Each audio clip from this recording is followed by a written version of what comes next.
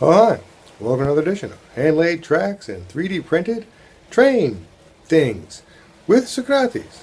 Today we're looking at a train track buffer stop.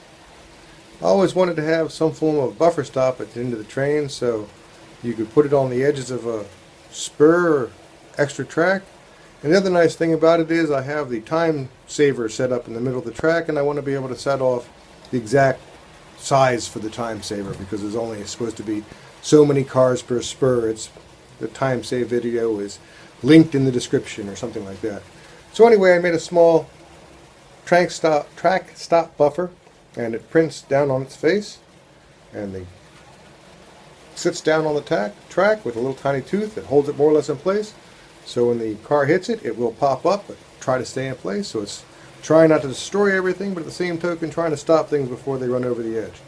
It's a pretty simple two-color print and works pretty good. You can get it on Cults if you want. Check it out. Train buffer stop, 3D printed, two-color. You can see the gap is designed for at least the Microtrains couplers. It'll slip underneath the crossbar and above the bottom piece so that you won't hit the coupler, it'll just hit the body of the car itself, or at least the ones I produced myself. I don't have anybody else's cars but my own.